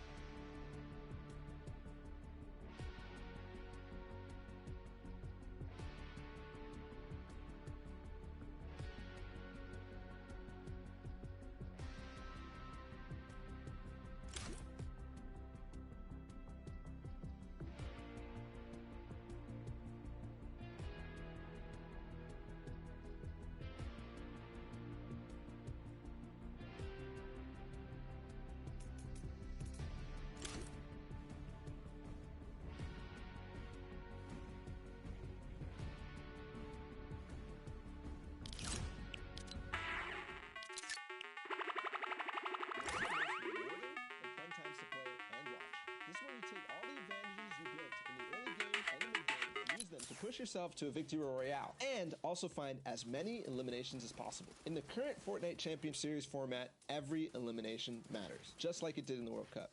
From 6th Zone onwards, where the calm from the mid-game explodes into a cacophony of tunneling, mobility usage, and shots being fired, you'll see teams go for the ever-so-advantageous high ground, where they can tunnel very cheaply and have the most opportunity on the rest of the server for elimination, as they have the top-down view. You'll also see teams call out the need to find a good layer, which is away from other players, both above, below, and horizontally from you. You'll see teams desperate for the extra materials to last them through to the full zone closure, going for impact eliminations where they can top off on resources and power weaponry of their fallen opponents. So, whether you're watching or you're joining us on the field, take stock in the stage of the game.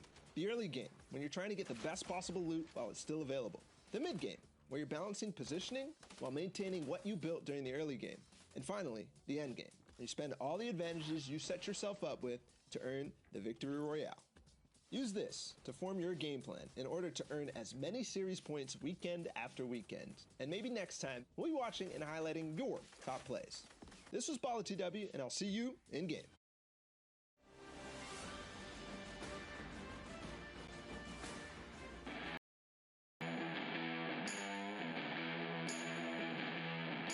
What's up, everyone? Sundown here to bring you the latest installment of Plays of the Week. The final opportunity to qualify for the Fortnite Champion Series happened over the weekend, and a number of players were able to push their way to the top and make some spectacular plays. Let's dive in and see who popped off. Kicking off Plays of the Week, we'll start with Kurtz down in South America as he lets no targets get away and says, "Not today."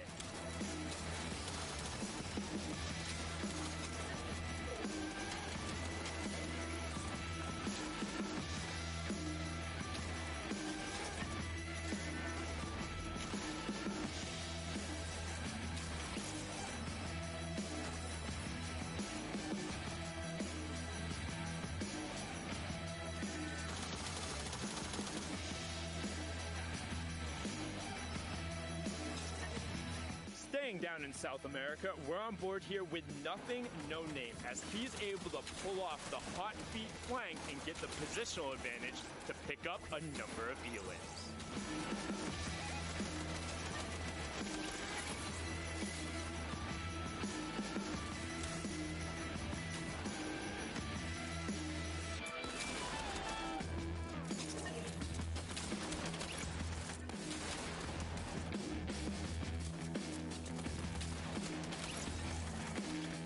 Next, popping over to the Middle East, we have M-Citic on the Tac Attack, going to work and eliminating the rest of the lobby.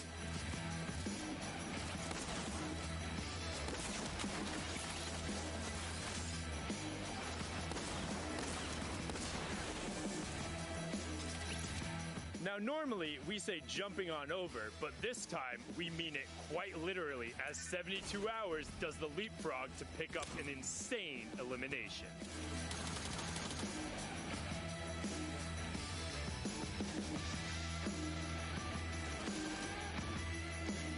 Staying over in NA East, we have the world champion solo player Bugha, well, dropping his opponents down a level or two.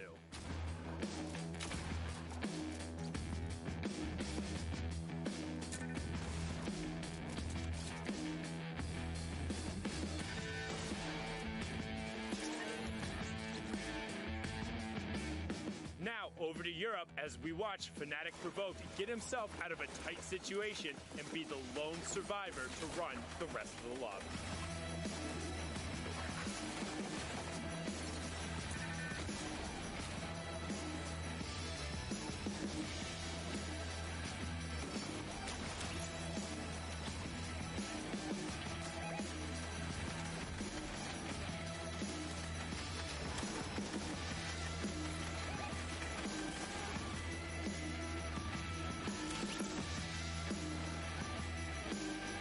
Sometimes in Fortnite, you need to innovate a little bit, and right now Jordan uses everything in his toolkit to pick up 2 quick elims.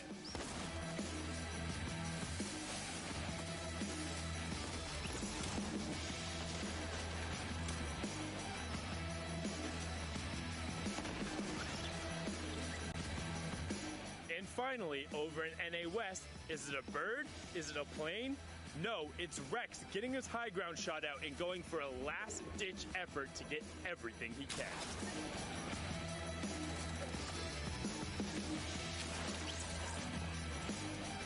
That's it for the top plays from the qualifiers, and the stage has been set as we head into the finals this weekend. Make sure to tune in at Fortnite.com/watch or in client, and we'll see you guys on the Battle Bus. Beep, beep.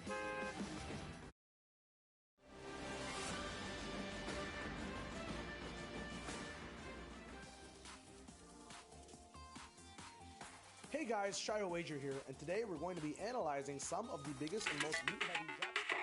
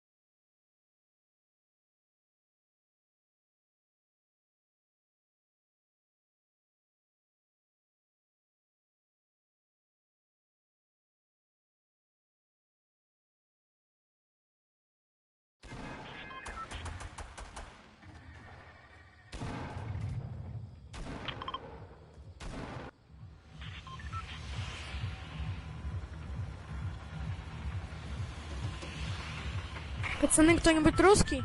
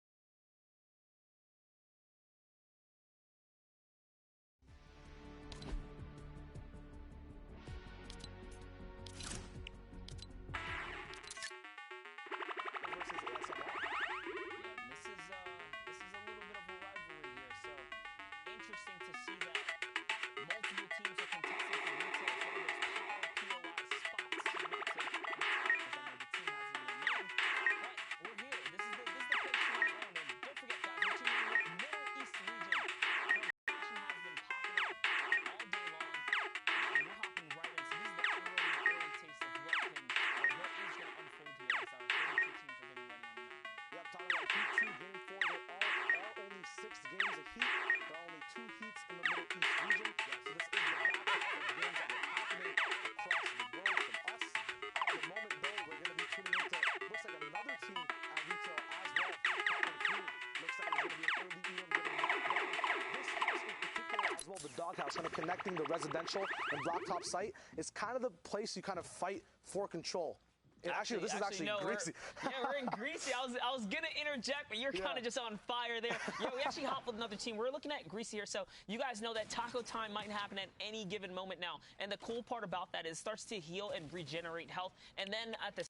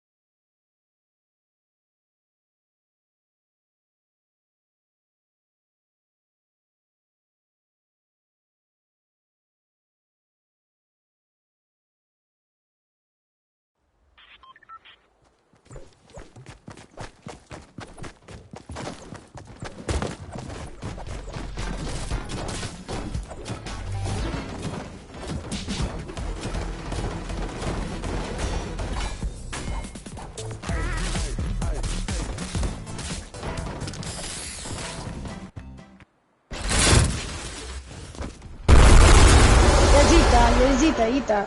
Vieni chi? Ita? Italiani, raga? No, italiane no. Oh. No.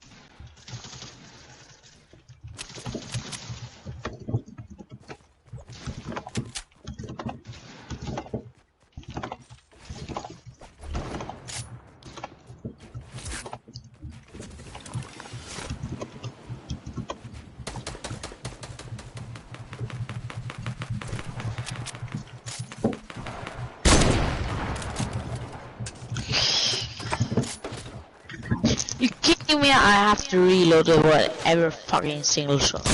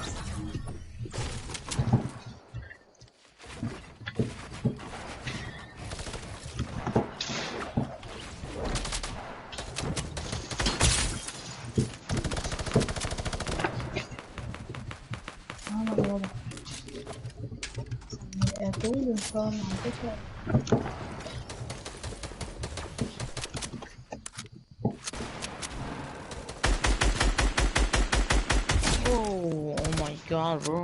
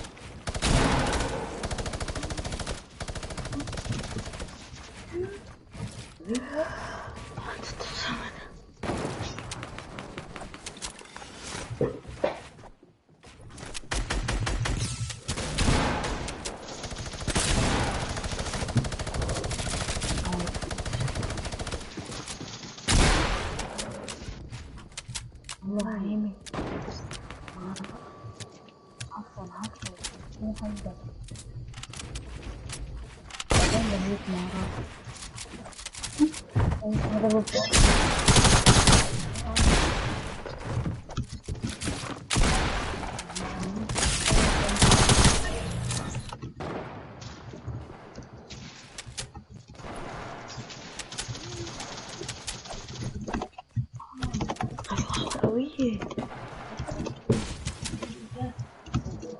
50 fucking 50 with the problem.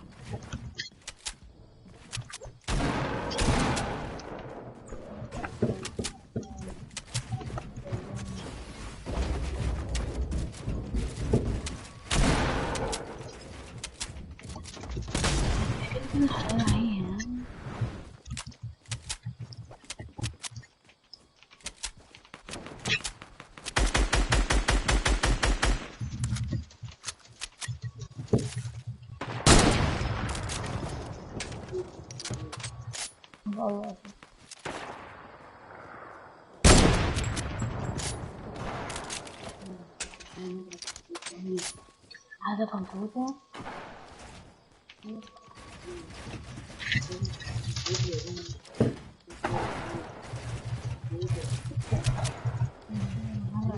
Zosia!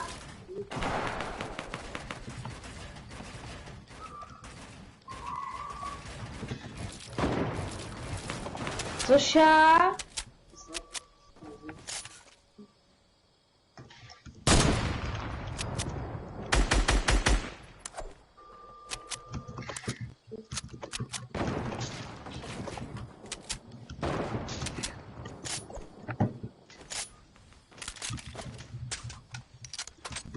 Zosia!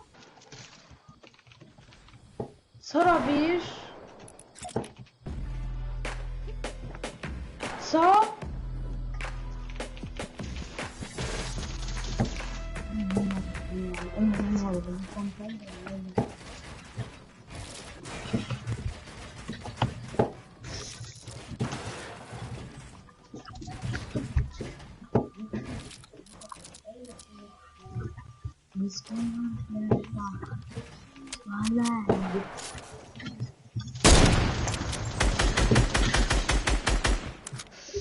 عليه انا اول بس انا عليه يصير وهمش اول انا اليوم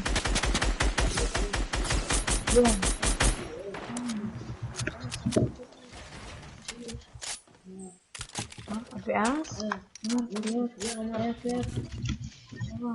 30 with the pump, what the fuck is fun?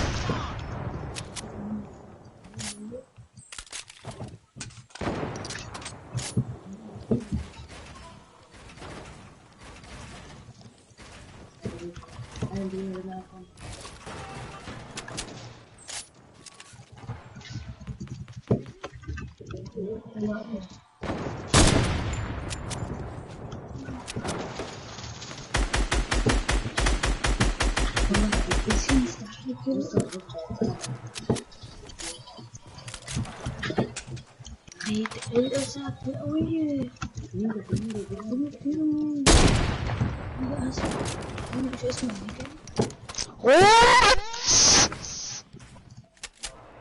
I couldn't shoot, what the fuck?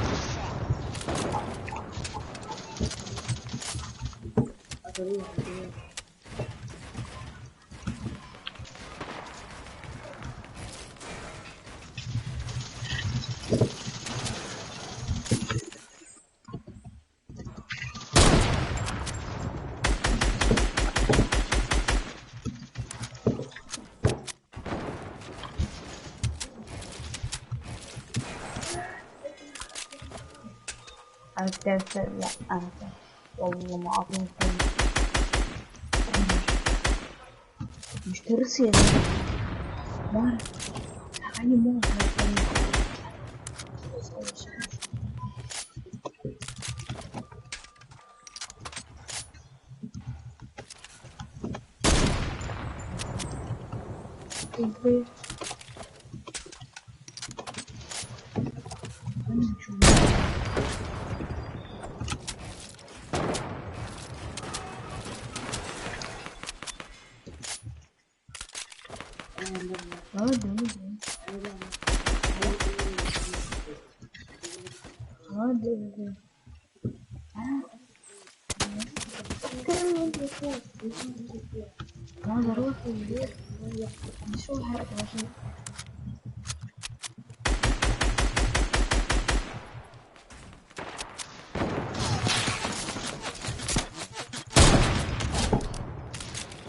What?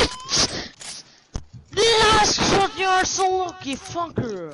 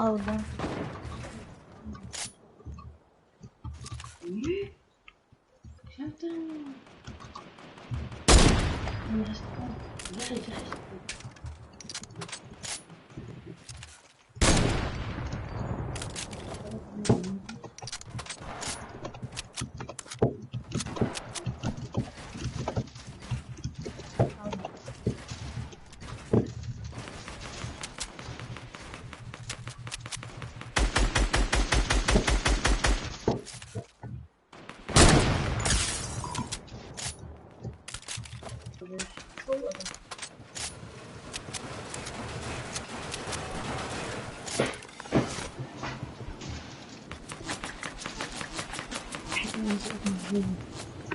كتير خويي بسرعة بس بدها اسمع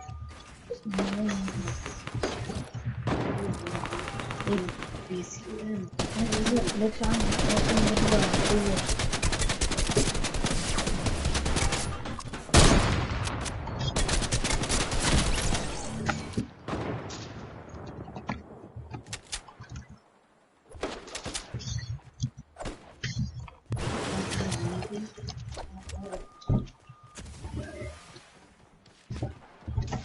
وين كان جيرو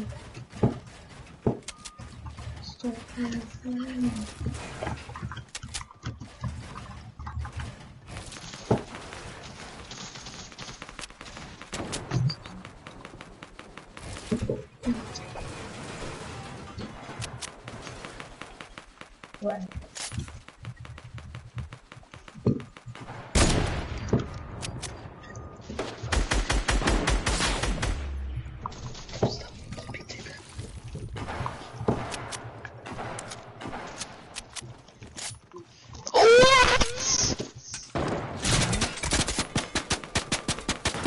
يرجع حرفيا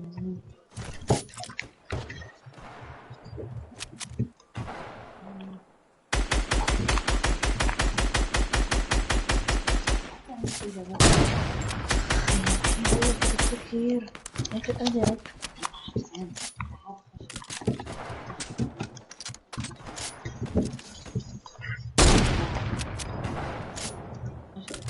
Are you fucking kidding me? Why are all fucking shooting me down? Can you fucking stop? Can you fucking stop?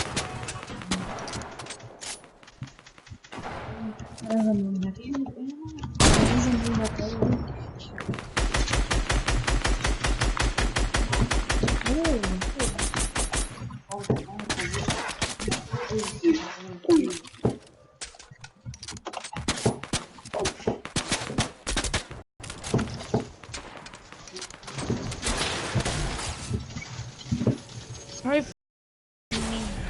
Such a jerk. A jerk. Yeah.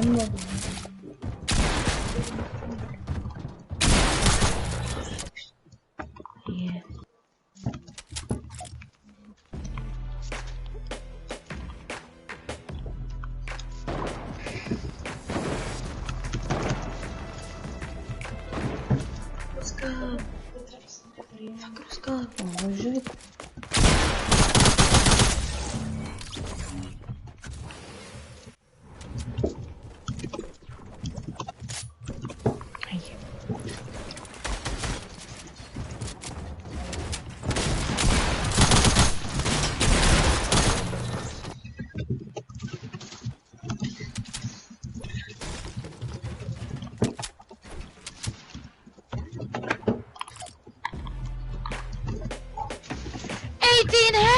What the fuck?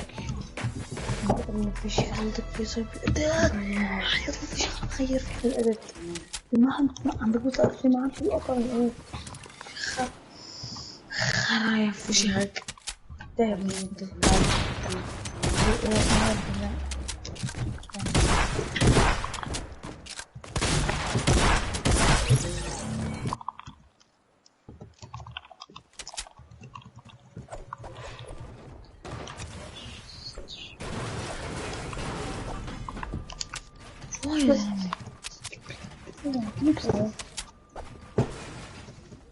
Why are you targeting me, bro? No, you're gonna die.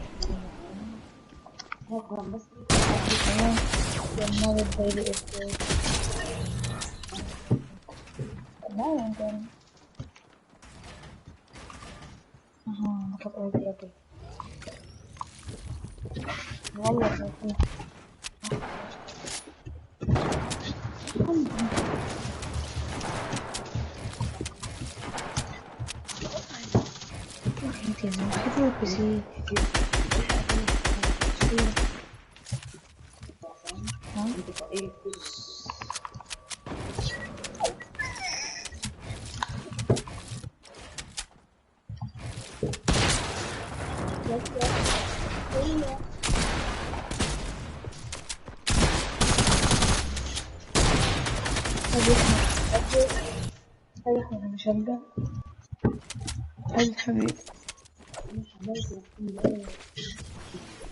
جربوا. Every fucking time I build up, you fucking shoot me down. Every single person.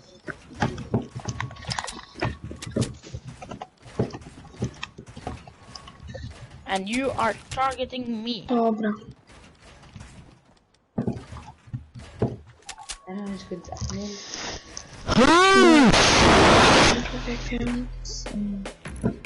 تقصنا لاينين من جدارهم دولار. بس كان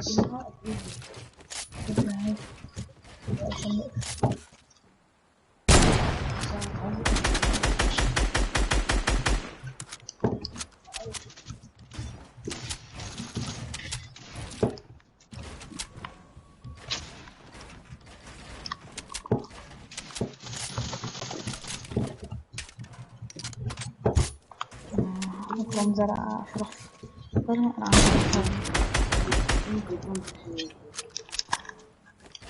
أنا بمشي منيح زكت بعيدة زرقاء حمار أنا ما أعرف واحدة بكال حياة الله هم معرق بيها هذا كمبيوتر حط سنسيتي أنا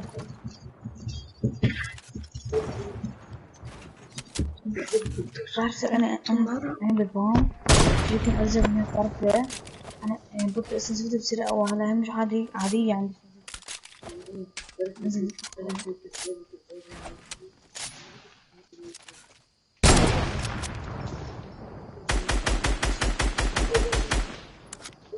What the fuck? It's whole fucking time me.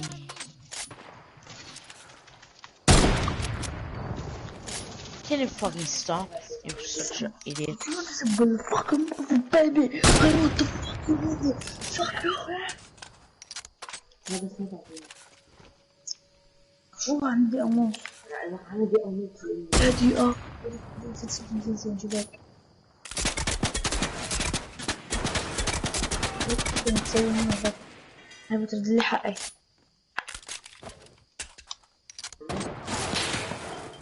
جوا.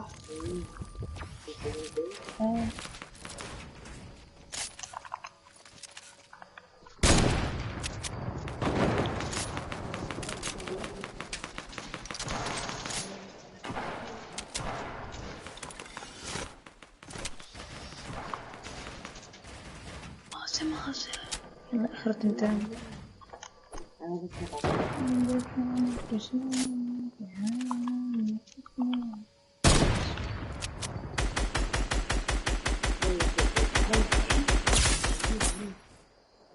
ابشر الشغلة والله وحياة الله عم شغلة هلا خلاص بدأ والله يوم هنا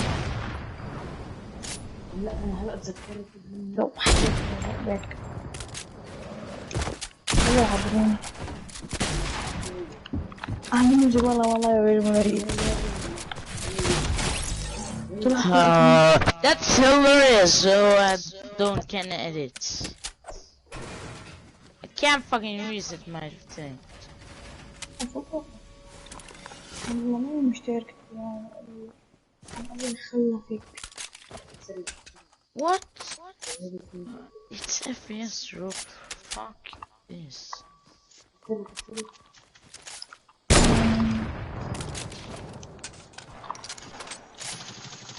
ما ادري ايش بارق عم الحاج ايش بيسوي معك؟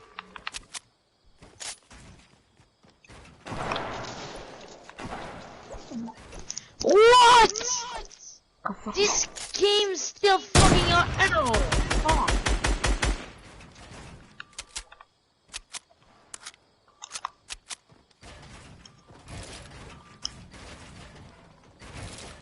بالنسبة احنا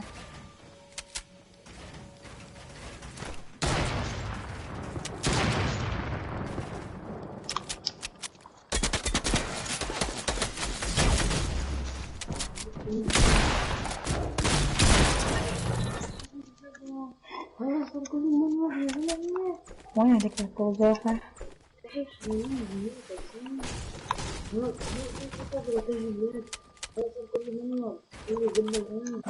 خافني يا ابن حبيبي.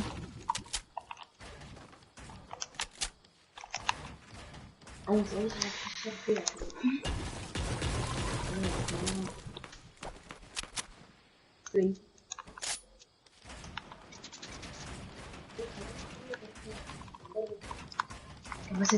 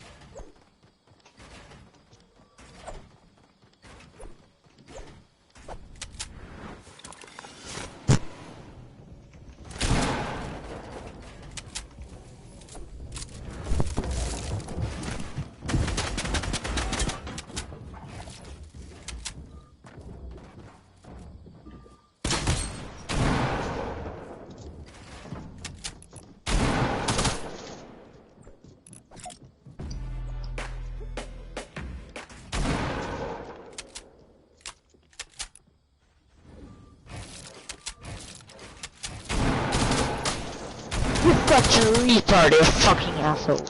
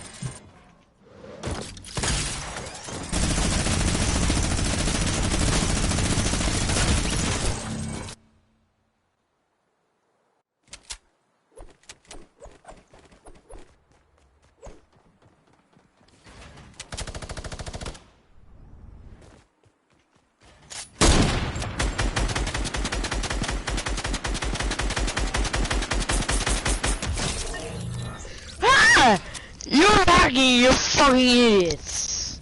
You're shooting through my wall.